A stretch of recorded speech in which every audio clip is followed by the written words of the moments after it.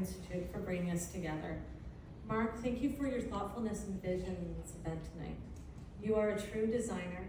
You epitomize design for living, not only through your eye for beauty, function, and form, but through your generosity.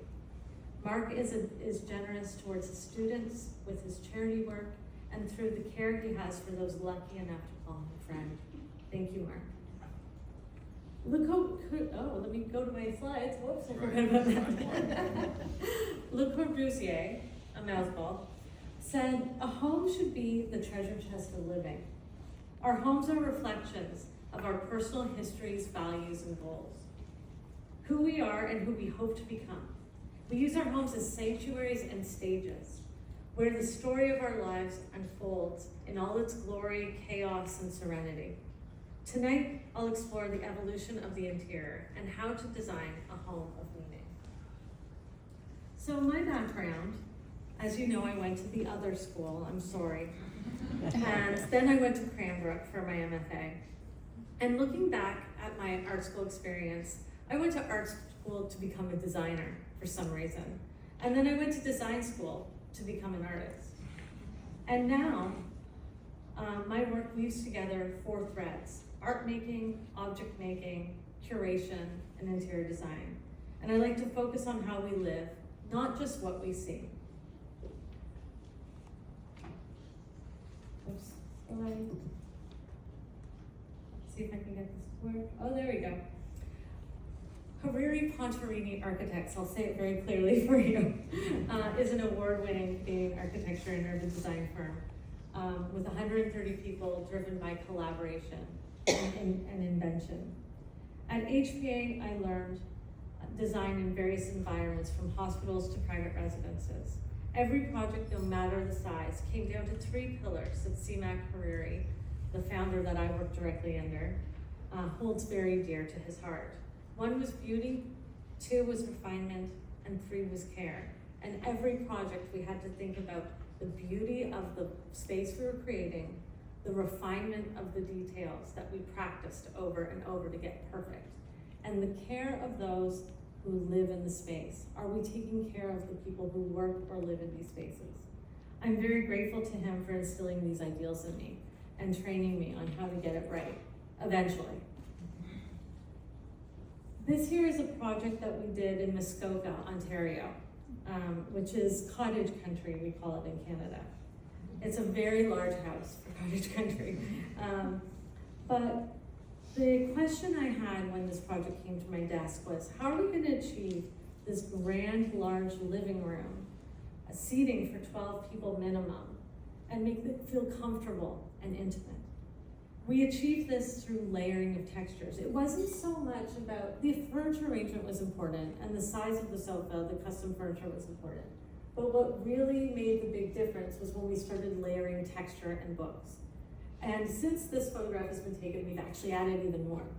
So that really, what that does is we bring the volume and the scale down and to the human level, to things that you can touch and feel. Wellness is extremely important with projects by HPA. We approached every space with well-being as essential. At the Northbrook General Hospital, the image at the above, it was a birthing center. We redefined institutional design to make it more human, more serene, and focus on providing comfort and wellness to mothers and families in this super transitional time of giving birth. There's so many unknowns and there's so many things to be afraid of that we really wanted to calm the space and make it accessible for every family member. The other image is Toronto Metropolitan University, which was called Ryerson University. You may have heard of it.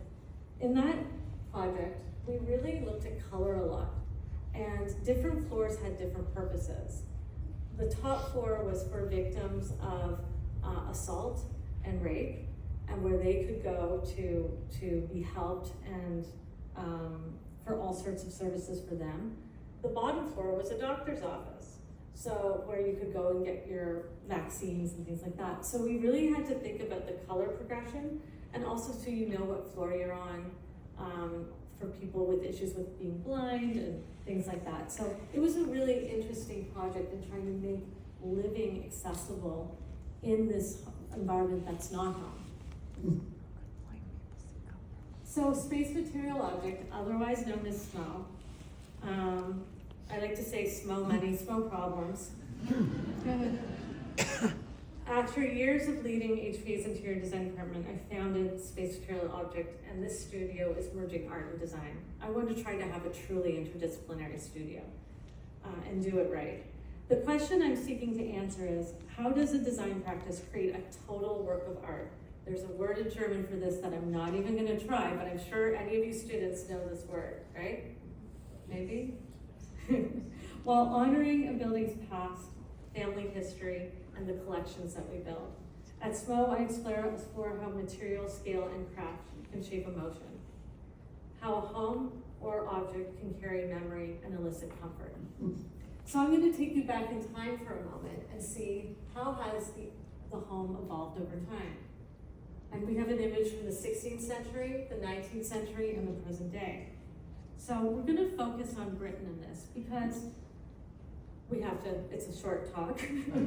And Britain shaped most of North America's domestic design, I think, the most. The earliest homes were built for survival. By the 16th century, only the very wealthy owned objects. Homes were sparse. There was very little furniture. Only one person got a chair, and that was the chairman. That's where we get the word chairman of the board. And he sat at a table that was a board on legs. And that's where that comes from. By the 19th century, taste became a measure of morality. How you live reflected your virtue. It was quiet and a gradual evolution towards comfort. So here's the Middle Ages, a typical home, and of someone who was actually quite wealthy. There was a central fire where all the food was made, and it helped keep you warm. All the smoke went into the space. So it was really smoky and inefficient. Now families lived here, but also the servants and the workers. Can you imagine living and sleeping beside your coworkers? And they all ate, slept, and worked in the same space. Furniture was very sparse, and comfort wasn't a consideration to them. They didn't really think about comfort. It wasn't even in their paradigm. So status was everything. That's why the chairman, the head of the household, got the chair.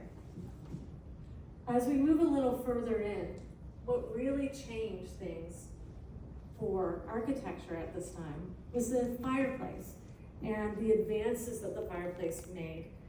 Suddenly, rooms needed fireplaces, so you began to have walls. And then glimmers of privacy and future comfort were born. The fireplace is central to the slow but transformative shift. When we get to the Victorian era, for the first time, the middle class could buy furniture, which was all in catalogs.